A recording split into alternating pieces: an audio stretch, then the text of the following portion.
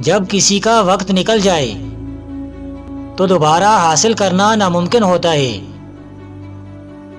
حالانکہ اس وقت سے زیادہ قیمتی کوئی چیز نہیں ہوتی۔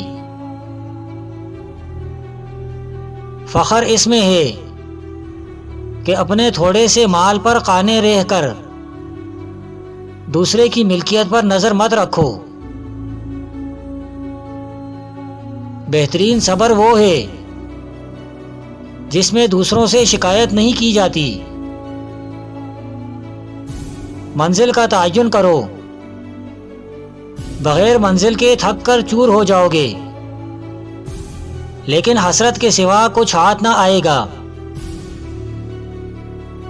غیبت کا بہترین کفارہ یہ ہے کہ جس کی غیبت کی ہے اس سے معافی طلب کر لے۔ دیوانہ وہ ہے جو بغیر منزل کے چلتا رہتا ہے، اور فرزانہ وہ ہے جس کا ہر قدم منزل کی طرف اٹھتا ہے۔ اپنی نیکیوں کے لیے پوشیدہ جگہ بناؤ،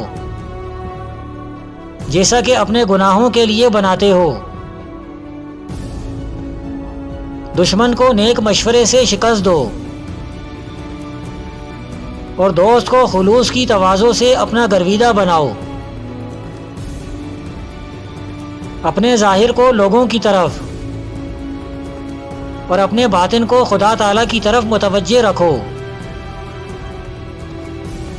جس کے پاس سب کچھ ہے وہ اسے چھپاتا ہے، جس کے پاس کچھ نہیں وہ شور مچاتا ہے۔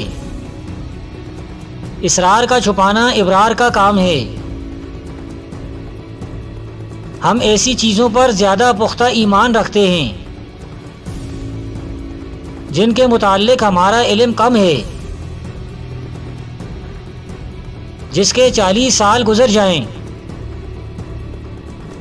پھر بھی اس کی نیکی اس کی برائی پر غالب نہ ہو، تو ایسے شخص کو دوزخ کی تیاری کرنی چاہیے۔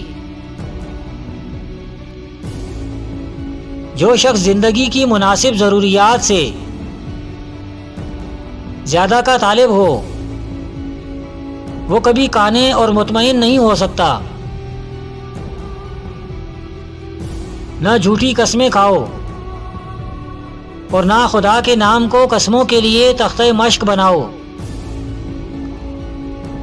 اور نہ جھوٹے لوگوں کو قسمیں کھانے پر آمادہ کرو۔ ایسا کرنے سے تم خود بھی گناہ میں شریک ہو جاؤ گے۔